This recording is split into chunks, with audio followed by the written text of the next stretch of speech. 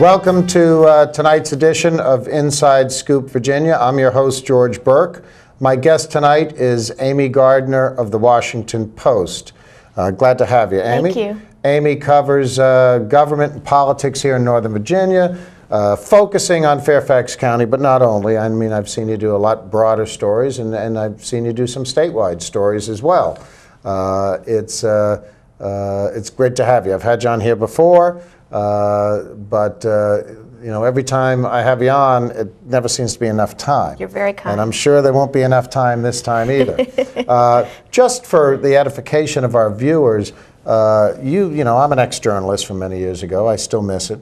This isn't where you started. There are very few reporters who start at the Washington Post. You'd be surprised at how many who do. There are a lot of really bright young reporters who get hired on after they've been interns at the paper, and I mean, I have to say, they do more sophisticated journalism than I did when I was their age. So the Post does hire young folks, but I wasn't one of them. I thought you're still young folks. You're very kind. I started a long time ago in upstate New York at the Corning Leader, teeny tiny paper. And let's even stop just for a minute right there. I worked for a couple of dailies. I spent some time with the Associated Press, but I worked for a couple of dailies that were, one was 60,000, one was maybe 45,000. And before that, I worked for a weekly that was funded by the Boston Globe, but it was very localized, well, sort of localized. It was not, you know, who got arrested last night, that type of stuff. But there's something to be said about small newspapers when you're learning to be a journalist, because you get to do all different kinds of stories. You don't get pigeonholed into a beat. No. And I was covering schools, I was covering cops, I was covering the county legislature. Corning Incorporated is headquartered in Corning. I interviewed the CEO of Corning. I mean, you know, you do a lot of different stuff. And so you went from there to? The Daily Press in Newport News, Virginia. That's when I began my growing my roots in Virginia, which I continue to call home. I was there for 6 years covering state and local government, and actually lived in Richmond for 3 years covering the legislature and the governor's term of Jim Gilmore 10 years ago. And then I moved to Raleigh, North Carolina, and covered the last year of Jim Hunt's career as governor. And then also I covered the first term of Mike Easley, who just left office after 2 terms this month. And that's the News and Observer. That's a highly respected paper. Yeah, it was a great place to work. I loved working there. And actually, North Carolina and Virginia are very similar places. And so learning about politics in Virginia and then North Carolina and then coming back to Virginia made a lot of sense from a political point of view. Covering the legislature is fun anyway. I covered the legislature for a number of years. It's just humanity on display. Yeah, and we had 400, we had the third largest deliberative body in the free world in the New Hampshire House. There were 400 members, and the only 2 larger democratic bodies in the world are the Parliament and the United States Congress. It's amazing. So we think that each representative in New Hampshire might represent, what, 1,000 people? At best, yeah. Incredible. It's a very localized campaign, and but I'll tell you, you know, Jeanne Shaheen, who's now U.S. Senator, newly elected U.S. Senator Jeanne Shaheen, was a representative at one point in New Hampshire. There are a lot of folks who came up the ladder and started there, and there are a lot of others who, it's a true citizen legislature. There are a lot of others who never do anything but that. Right. But some have ended up as governors and senators, and some are fixtures and the like. But I used to be able to hang out in the cloakroom quite a bit as a young reporter, because the sergeant-at-arms couldn't tell who, you know, they didn't have all the IDs and everything we wear today. The sergeant-at-arms never knew who was a delegate and who wasn't. Now, you see, that I could never have gotten away with, because when I started covering the legislature, you could count on your hands how many women there were. Yeah, I understand that. New Hampshire actually has quite a few. A woman I worked for in my first job on the Hill is a delegate now, and the like. There's quite a few elected, and of course New Hampshire had a woman governor, and Jeanne Shaheen. I had the opportunity to see her the other day, which was very nice. So let me move to a slightly different area and offer you some congratulations. I hear you were just, you've been selected, and it's a rigorous selection process to be part of the Political Leaders Program of the Sorensen Institute, which is affiliated with the University of Virginia. Thank you. Congratulations. Thank you very much. It's very kind of you. Has there ever been a Post reporter who has done that before? There's so not. You're the first. I don't think there's ever been a mainstream media journalist at Sorensen. There's been at least one blogger. Yeah, and only recently. The bloggers have just started to, I think that was Ken Berenstein. Right, who's teacher Ken. A teacher, yeah, he's a school teacher, and he's quite a thoughtful individual, actually. I've met him on a number of occasions, and I've read some of the stuff he wrote. Right. So this will be interesting. You're going to get a perspective that a lot of other reporters haven't gotten, and I think some of these future political leaders, and they're not all young, some are older guys and women, they're going to get a different perspective on journalism, I suspect, too. Yeah, well, I believe that the program is sort of trying to expand its scope to be a little bit broader and to define public service a little bit more broadly. And so, I saw an interest in exploring the idea of what I do as a form of public service. And I think it's really important for journalists and the people whom journalists interact with to do their jobs, which in my case typically is politicians, because I'm a political reporter. Obviously that's not always the case for all journalists, depending on what you cover. To be able to sit at a table and recognize that there is some common ground, even if specific objectives are not always shared. I mean, I think that, there's the common ground at the broadest possible level is, public service and the exploration of society and what it means to live in your society and what your society is and who lives there and how their lives are lived. And I think that too often there's a divide or a gap or a sense of adversarial relationship between journalists and public leaders. And sometimes that's necessary and even warranted, and a lot of times it's not. Well, a lot of people throw rocks at journalists, but we can't forget that the role that journalists play in our society is protected by our Constitution. And as I said to you earlier, a lot of times journalists throw rocks at public officials, and so it works both ways. I hope to learn something from learning more about the perspective from folks who are aspiring to public office, and I hope that I can show them a little something about what it's like from my point of view. Another one major element of the Sorensen Institute and that program is the whole issue of ethics in politics. It's critical. I mean, people who come out of that program, when you talk to them and when you see them participating in the process, they participate a little differently. They come out with some a real perspective that many folks who dive into the political waters don't have until they are exposed to something like this. And I think that's an important element of the program as well. And we had talked off camera before. When I was trained to be a journalist, ethics was part of what my training was in terms of how we had to comport ourselves, in terms of how we had to deal with issues and the whole issue of objectivity in the process. Not just objectivity, but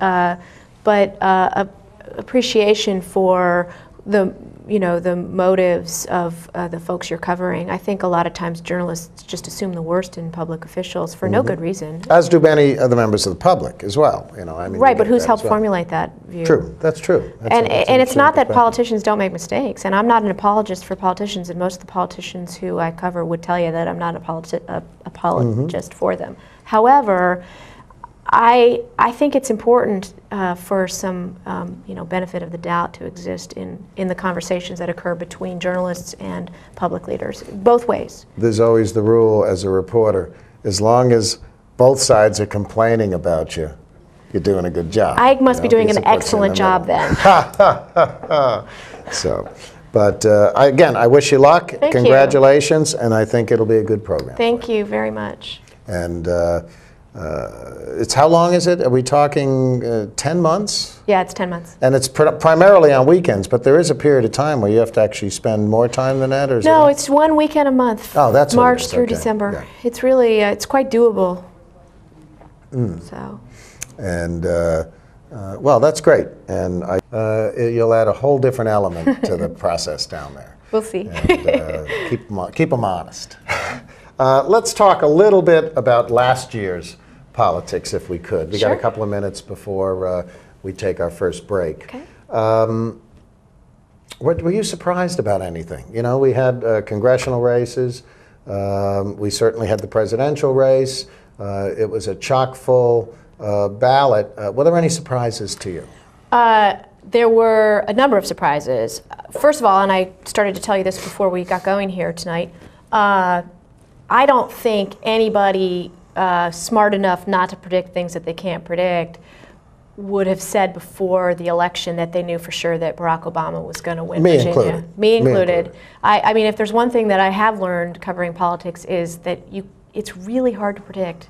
And predictions are based on past truths and past realities, and you never know how things are going to change going forward. And right now, in particular, we have a changing electorate in Virginia, and nobody really knows where the train stops. And so it was unclear. It certainly was not a foregone conclusion. So that was a remarkable moment in Virginia. One thing before, and I want you to continue on this, one of the things that surprised me and something I've never seen before was the level of energy in that campaign in Virginia. I mean, you were in campaign offices for Obama. You saw it. I would go into, the week before the election, I went into a campaign office with Governor Tim Kaine and Jerry Connolly. It was pouring, raining out. We went into an office, an Obama office in Fairfax City. There were 200 or 300 people in the room. Yep. And there was a tremendous amount of energy. And at first I said, well, these people are just here because they knew Kaine was coming. Although I knew every office I went into, they were just beehives of activity. Well, after Kaine and Connolly left, sure, some of the parents with young kids left and went home. It was pouring out. Right. Most of them went out and canvassed. Well, you know, it's funny. In the rain, in that nasty weather. Back in September, I started working on a story about the Obama operation in Virginia, and I actually visited every single office in Northern Virginia of both the Obama campaign and the coordinated campaign, which, for those who aren't familiar with that term, is the state party, the state Democratic Party's coordinated organization to help elect Obama and Mark Warner to the Senate and congressional leaders and so on. And it was, gosh, I don't even remember now, it was 20-some offices just in Northern Virginia. And I visited every single one. I also visited every single John McCain office just to sort of test the sort of buzz. Because you had the Obama people talking about how their organization was unsurpassed, and you had the McCain people saying that their organization was just as good. And I mean, there was just no comparison. Yeah, absolutely. I mean, the McCain offices were empty. There would be 1 or 2 people sitting at a lonely table in the middle of a large empty room, and the Obama offices everywhere, in Leesburg, in Gainesville, in Dale City. I mean, literally everywhere across this region, they were humming. Hold that thought. We're going to take a break.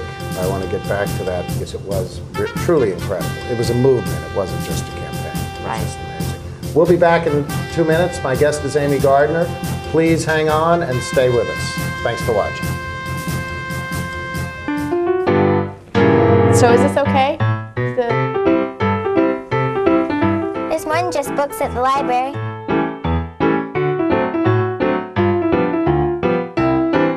There's more than just books at the library. Excuse me. There's more than just books at the library.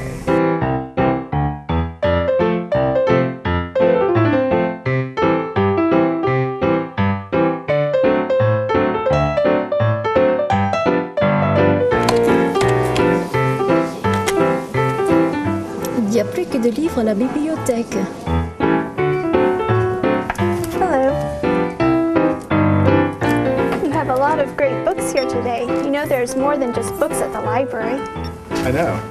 There's more than just books at the library. I don't want to be hooked to a machine. I want all the medical treatment available to me. I wouldn't want my family to have to make this decision. My doctor knows what's best for me. An advance directive is your life on your terms. Talk with your family.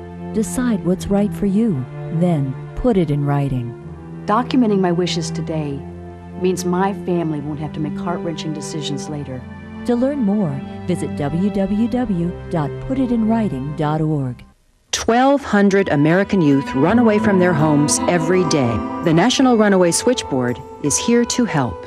1-800-RUNAWAY. If you are a runaway, thinking about running away from home, or a parent or guardian concerned about issues facing your child, call us 24 hours a day. 1-800-RUNAWAY. In times of crisis, hope is just a phone call away. 1-800-RUNAWAY. Hello, my name is Charnel Herring, and I am the Democratic candidate for the Virginia House of Delegates, 46th District. The district I'm running for includes a large part of western Alexandria and one precinct in Fairfax County in the Skyline, Bailey Crossroads area. I'm running to continue to represent the voters as my predecessor, Delegate Brian Moran, has done so well for the past 13 years. I would appreciate your voting January 13th, and I would respectfully request your vote. Again, my name is Charnel Herring. Thank you. Inside Scoop, Virginia.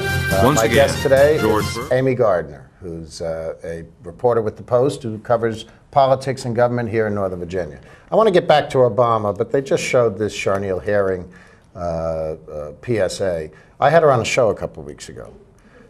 Extraordinarily impressive. I was very, I knew nothing about her until she came through the door. I mean, I'd read a couple of clips, but she hadn't even gotten any press then.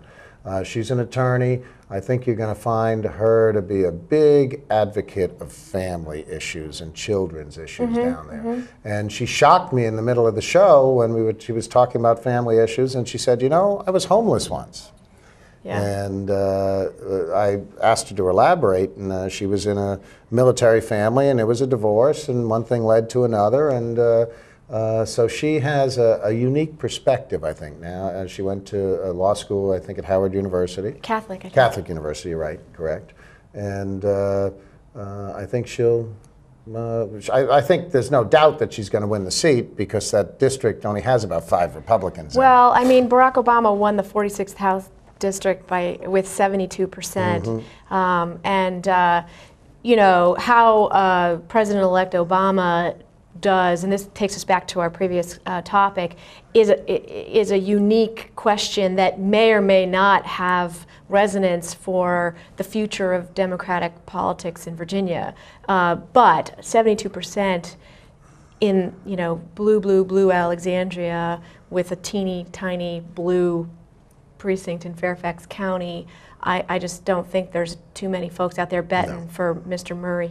No, he's trying hard, but I saw a piece in the Post today, in fact, I think it was today, where Susan Kellum, the Alexandria Democratic chair, was saying they've all been making phone calls, they've all been chipping in, they got a good, tight committee over there, and they're just working it, and it's a small segment of the city, and they're just working it hard, and they have, as I said, and as you said, it's predominantly Democratic. Back to Obama, a couple of things. One, there would be Obama meetings in, I represent all of the 11th District, right. But I'm from Mason District myself.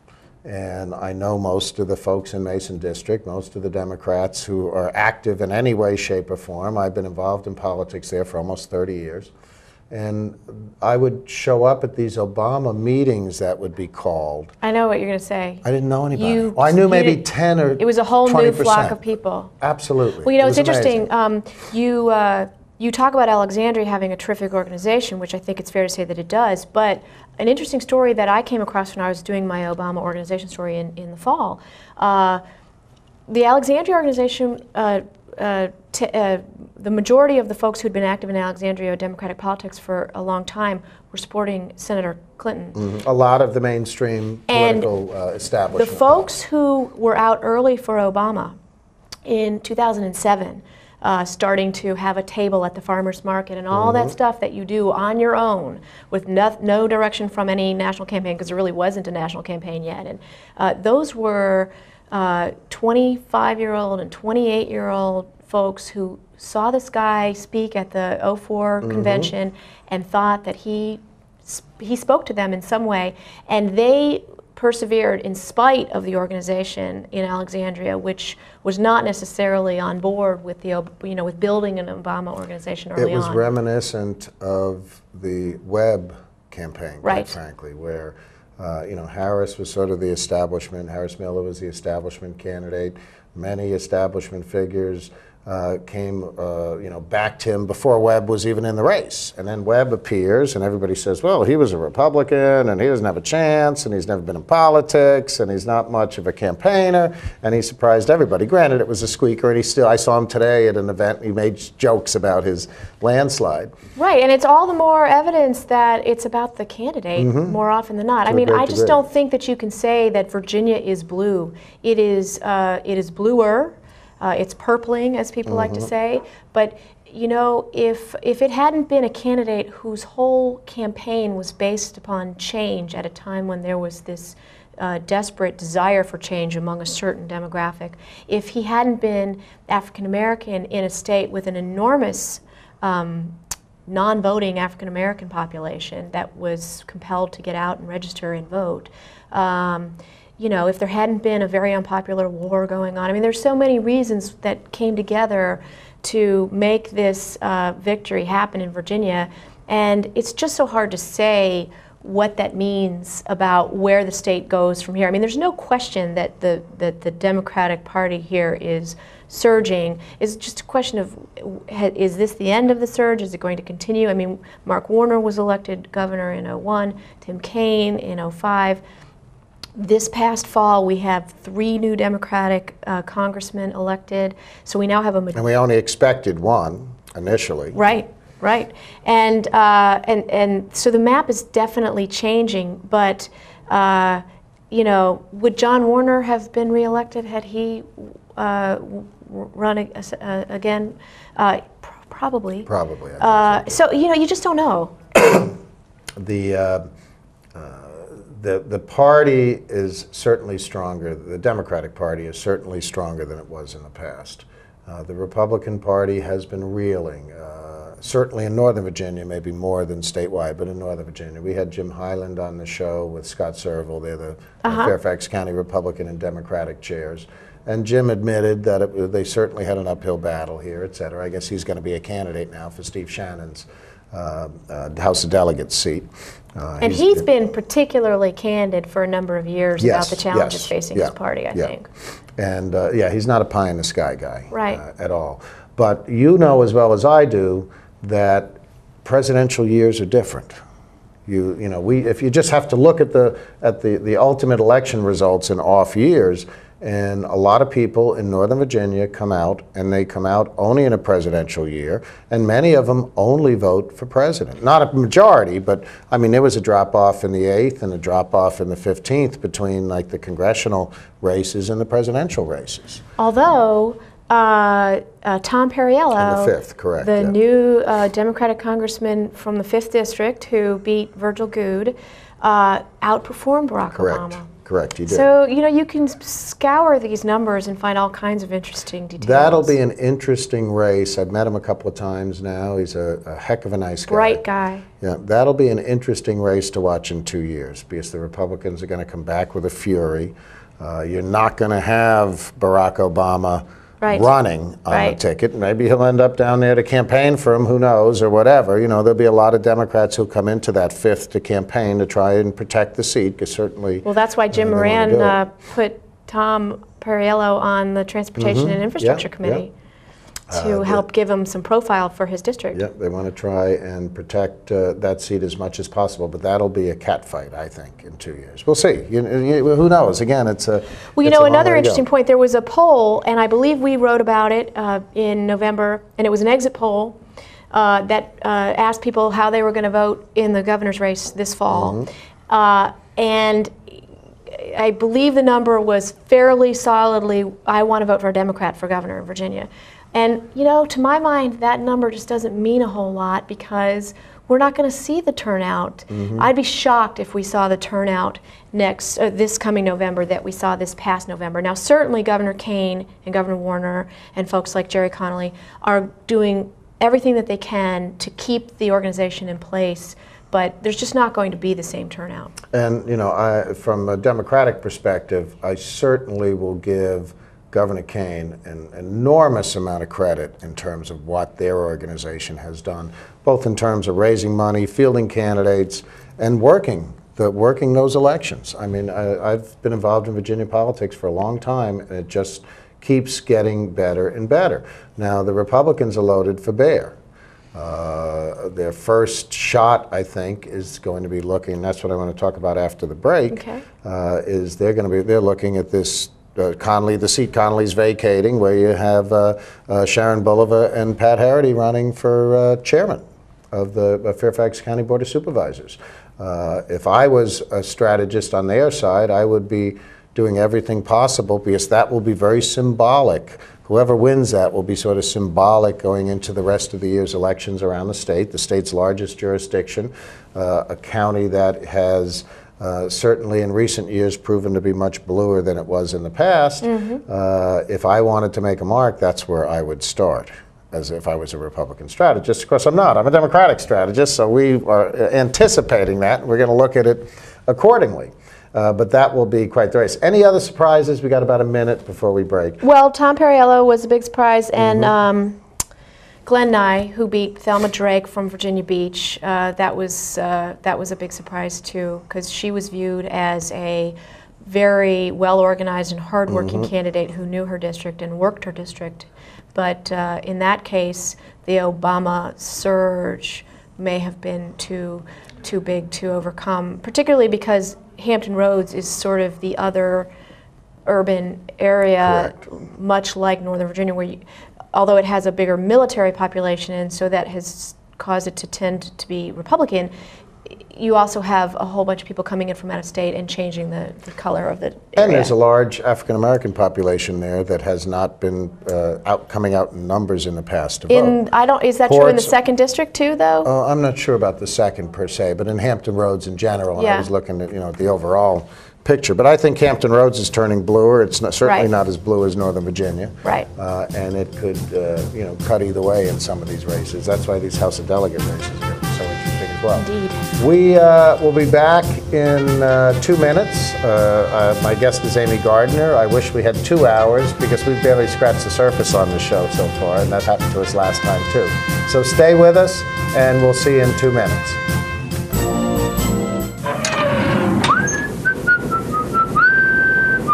This is firstgov.gov, where we're obsessed with getting you government information. Brand new student loan applications on the site, baby. This calls for a celebration. Here's your uncle. So in the end, it was either take the astronaut gig or come work here. What can I say? Duty called. Dude, that's my cop. Oh, sorry. Yeah. No, I'm pretty sure that's Sam's cop. Oh, sorry. Yeah. No. Sam's? No. Just log on or email us and get what you need. C, change of address form. That's how it's done. D, driver's license renewal. E, emailing Social Security information. Yeah. Okay. Yeah. Nice, we'll allow it. All right, Ed. What are those? Government surplus cars for auction. You posted those online last time. No, you did. I'm posting them online this time! For all your government information, firstgov.gov. Oh, what have we got here? Sometimes you feel tired. You can't seem to lose those extra pounds off your midsection. And your joints hurt when you take the stairs? Well, you're getting older. But I'm happy to say that there's some simple things we can do to keep you happy and healthy for years to come. We can also lower your risk for some serious diseases the older population is often subject to. Proper nutrition is more important than ever. Your body has changed, you know. Not as many treats. A basic exercise plan, lots of walks and fresh air, and most importantly, come and see me for twice-yearly checkups to help ensure the best possible quality of life. Now, how does that sound? Good boy. Improve the quality of life for your elderly pet. Schedule twice yearly checkups that include preventive care and regular lab work. A message from the veterinary members of the American Animal Hospital Association. It's a busy time between the holidays and the inauguration of a new president, but believe it or not, there's an election going on in between that time. On Tuesday, January 13th, voters in the west end of Alexandria City and parts of the Alexandria part of Fairfax County will have a chance to choose a new delegate for the Virginia House of Delegates to replace outgoing Brian Moran, who's running for governor. Don't forget to vote between 6 a.m. and 7 p.m. on Tuesday, January 13th.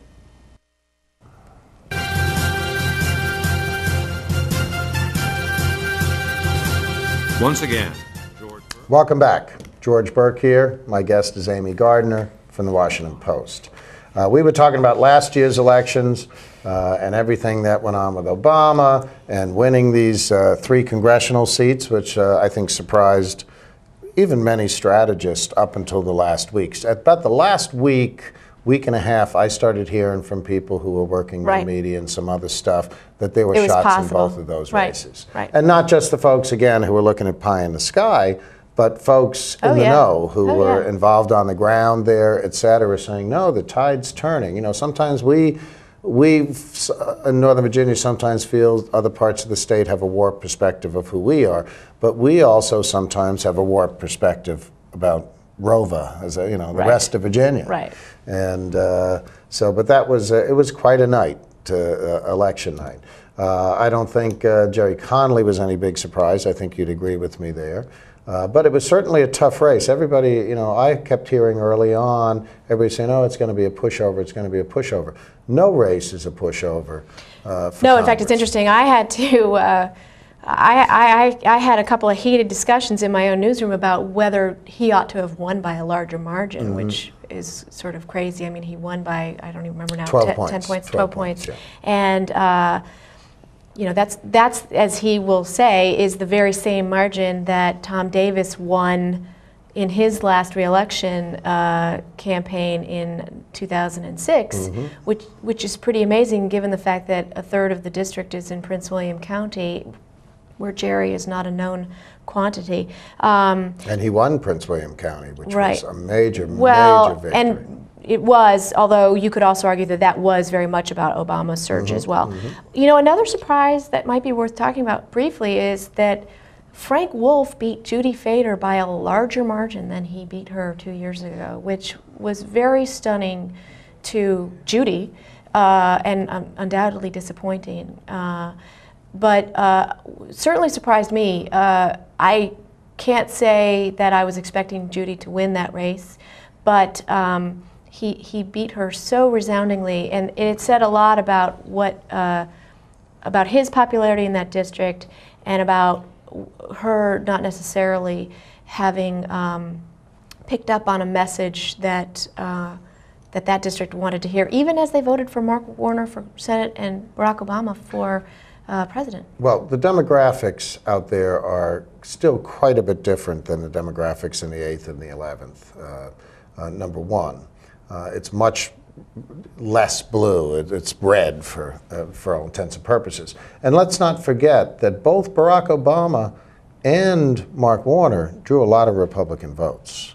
I had a number of Republican friends. My wife had a number of Republican friends who supported both of them. And as part of it. The other part, I think, is that Judy took Frank a bit by surprise in the last campaign. And he was ready for her. And he was ready for her. I think they waged the Wolf people waged a much different campaign this time. It was a much tighter campaign, and they started it much earlier. Well, they had a primary challenge, and Mr. Wolf actually garnered more votes in that primary victory back in June than Jerry Connolly did and Keith Femian combined, which said a lot about his organization. He used that primary, and he has told me this himself, to kind of do a dry run of an organization and get an organization going. The other peculiar argument that I've heard is that the very voters that you describe who came out for Obama Warner, some of them Republicans, certainly a number of them independent voters, actually increased the margins for Mr. Wolf because they were folks who came out to vote for those two candidates and not for Judy Fader. So that might explain why he actually won by a greater margin. And they came out and they recognized the incumbent's name. Right. You know, the reality, because they're I don't want to say they're voters with less information or low information voters. That wouldn't be appropriate at all. But there are a lot of voters in Northern Virginia who don't pay attention to local politics. And that's why they come out every 4 years. Right. But they do pay attention. It's almost impossible not to pay attention to presidential politics. Right. They view a congressional race as a local race. I mean, that's a fact, and they don't know. Many people don't know who their own congressman is. And you know, one of the things that the Wolf campaign tried to say, and did say again and again, was how much of Judy Fader's money came from outside the district, which was an indication of how little support and name recognition that she had in the 10th district. And it's an interesting little lesson, possibly, for the Terry McAuliffe gubernatorial campaign, because he's going to raise an awful lot of money outside of Virginia. I think he's very clearly going to have a different message than Judy Fader did for the state. Let's move into that race. That's going to be, it's become a very interesting race. Yeah. On the Democratic side. I mean, on the Republican side, in essence, it's Bob McDonnell. He's got a free ride. He's a pretty smooth character. He can maintain, he has some Northern Virginia roots. He's originally from Mount Vernon.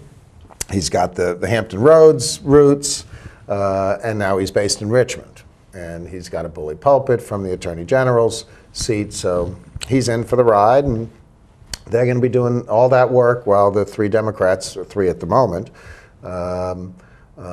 duke it out, and he's got a free ride to solidify his organization during that period of time. So that's, from a Democrat's perspective, that's a bit scary knowing that. The other argument is that because there's a primary, the three candidates and the eventual winner will gain some notoriety because they'll be in the public eye through the media and through personal appearances and debates more than McDonnell may be in during that period of time.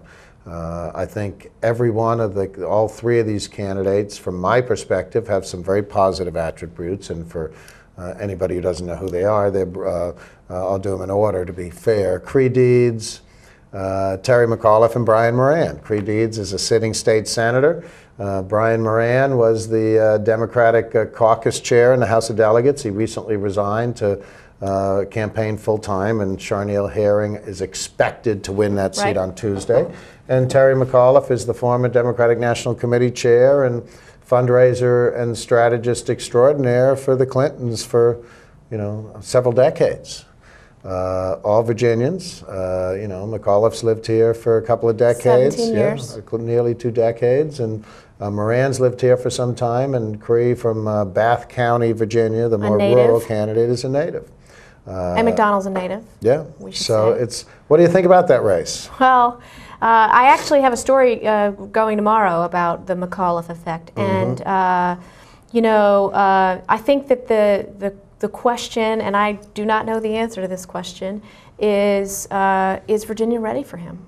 I mean, he has taken this Democratic primary by storm.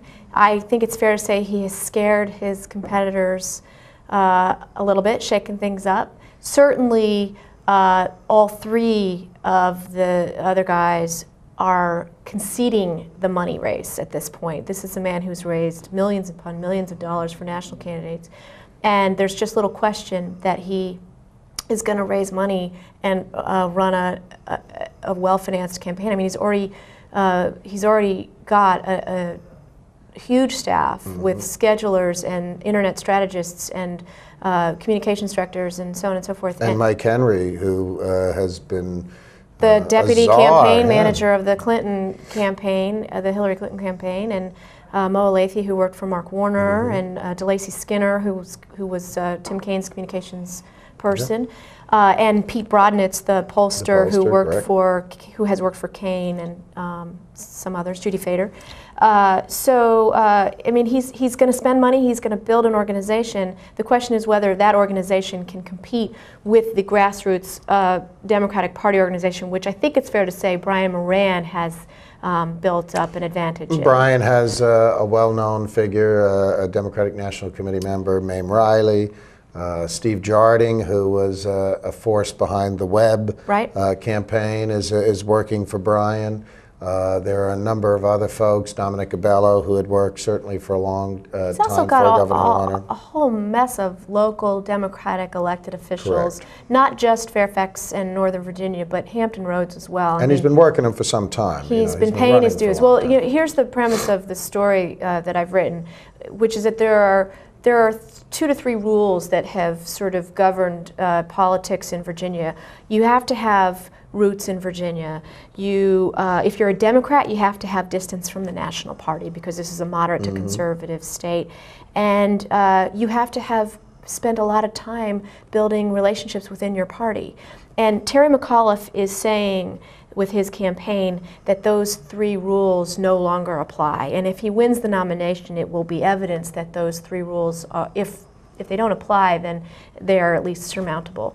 And so this is the question. Do the roots that people like Creed Eads and Brian Moran and Bob McDonnell have been building literally for years in this state count? And are they a larger strength than Mr. McAuliffe's money and networking, and also outsized personality? I mean, he goes to Danville and he says, I'm going to bring more jobs into Virginia than any other governor in the history of the universe. And that kind of language, what kind of effect does that have? We don't know. Mark Warner similarly took this state by storm in 2001 with great effect. So, you can make the argument that that personality and the rhetoric and the ambition and big ideas will be difficult for the others to compete against. I don't want to underestimate Creed Deeds either. We don't have quite as much association with him here in Northern Virginia, although he's working Northern Virginia much harder, I think, this time than he did when he ran for Attorney And he's the only General. one who's run in a statewide campaign. And he has Joe Abbey working for him and some other folks who are highly respected in And it should be said that he only lost to Bob McDonnell for Attorney General 4 years ago by 370 votes or something like that. So from my perspective, from a Democratic perspective, I want to be careful I don't tie that to you. I'm an ex-journalist myself, and I understand where the importance of objectivity in covering politics and everything else. And it's harder sometimes for a reporter to be objective in a political arena than in many other arenas, because there's so many conflicting personalities and glad-handers and the like, and it takes a lot of work to do that. But I think any way you cut it, it's going to be an interesting primary to cover. It's going to be an interesting primary to watch, and an interesting primary for those who choose to play in it and participate. I suspect we'll come out with a fairly strong candidate, as long as they tend to try to keep it positive. We've seen some real negative primaries in our not too distant past, and I'd hate to see this one go negative, because the Republicans would certainly capitalize on that in terms of how they use it, and they're good at capitalizing on that. I never underestimate the Republican Party. They may be a little beleaguered at the moment, but they've got their General Assembly session coming up, and they rule the roost there to this day. For now. For now. We'll see how it changes this November. And when we come back, I want to discuss the other statewide races, but then go into the House of Delegates a little bit and talk about that and some of the races. Again, I wish we had 2 hours instead of 1. No comment. Please stay with us. We will be back in 2 minutes. My guest is Amy Gardner of the Post, and we got some more talking about politics to do. Thanks for watching. Too many women get hit by their boyfriends and husbands. Too many women are pressured into having unprotected sex. Half of the people in the world living with AIDS are women. It doesn't have to be this way. Together, we can change this reality. Let's strive for a world free of violence.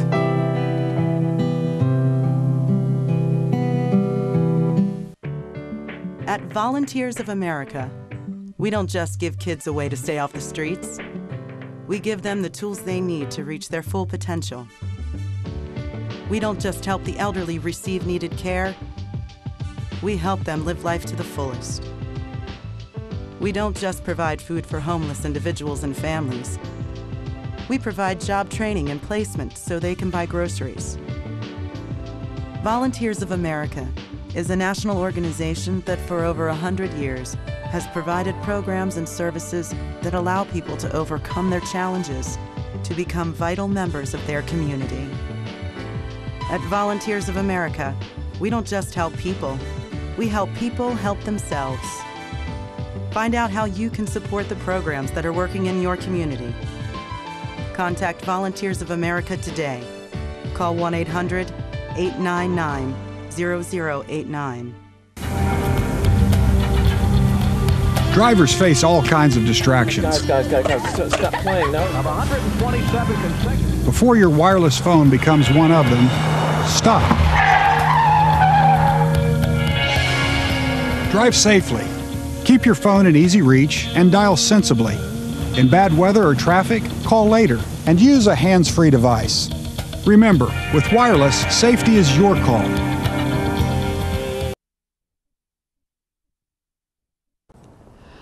I'm Supervisor Sharon Bulova, and I am the Democratic candidate for the chairman of the Fairfax County Board of Supervisors.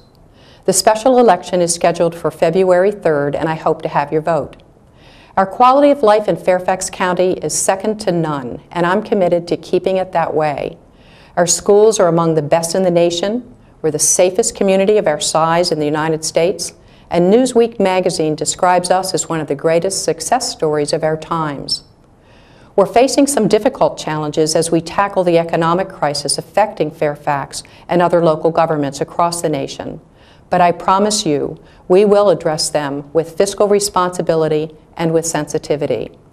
I look forward to working with you and for you, and respectfully ask for your vote on February 3rd. Thanks so much.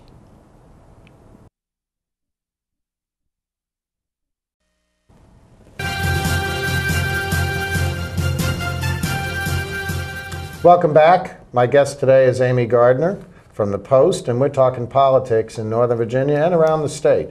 I want to talk about the House delegate races, but let's just spend a couple of minutes on the chairman's race to replace Jerry Connolly, who's now the 11th District Congressman. Your employer? And my employer, yeah, new employer. I'm back on the Hill after 21 years is the last time I left the Hill 21 years ago. In smaller offices? Yes, I've never worked for a freshman before. But, it's interesting, and I'll do a commercial for just 30 seconds. I've worked for a lot of very smart people, both on the Hill and elsewhere. But I truly think Jerry's one of the smartest guys, is the smartest guy I've ever worked for. And I've known him, I'm not saying this because he's hired me, I'm saying this because I've known him for over 25, almost 30 years. And, he's a policy wonk. And he just happens to be a policy wonk who also speaks pretty well and loves politics and loves the political game. So you put that mix together, and what do you got? Somebody's going to be a darn good congressman. So, but I don't want to belabor that. Jerry will make his own mark, and I'll sort of hold on to his coattails and go along for the ride because he's already moving at 100 miles an hour. But that being said, that we're now electing a new chairman in Fairfax County. Soon. And they're big shoes to fill. Jerry, in some ways was larger in life in how he ran the county government as the chairman of the Board of Supervisors, and using that, a lot of it's having a bully pulpit. Right. Because they only have so much authority in terms of what they do. I think there are two observations to be made. One is that there's no question that Jerry has a larger personality than Sharon Bulova or Pat Harity, the Democrat and Republican candidates, respectively. So in that respect, there's no question that his are big shoes to fill.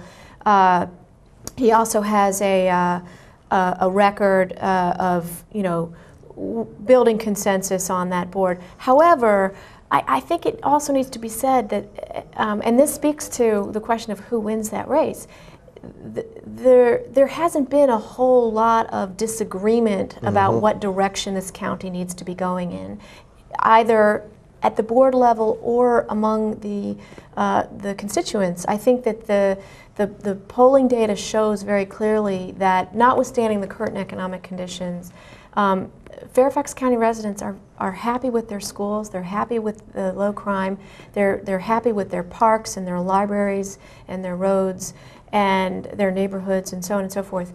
And this is a board that is controlled 8-2 by Democrats, 7-2 right now because there's a vacancy with Jerry's seat. And so to my mind, it would be strange and discordant for Pat Harity to win, given the direction that this county's residents have demanded that the leadership of the government go in. Now, that being said, let me add one thing to that. I need to say that I'm not supporting Sharon Bolivar for chairman. Or even making a prediction. Not at all, because there are some factors that we need to talk about here. But we're dealing with a county that has an extraordinarily highly educated electorate. Right. And quite frankly, it's either first or second in the nation in terms of per capita income. I think Loudoun or I think Fauquier. I think Loudoun is one and Fairfax is two. Right. They took the top slot, but we're talking a lot less people there too. And we're also talking about a county that is extraordinarily diverse. Well, the other thing is that in a place like Loudoun, many, many more of the households are families. And so for that, so it actually says a little bit more for Fairfax to have such a high household income because there are so many apartments with single earners. But I think the education level is just as critical, that people understand there is a role for government, and they know what they think that government role should be.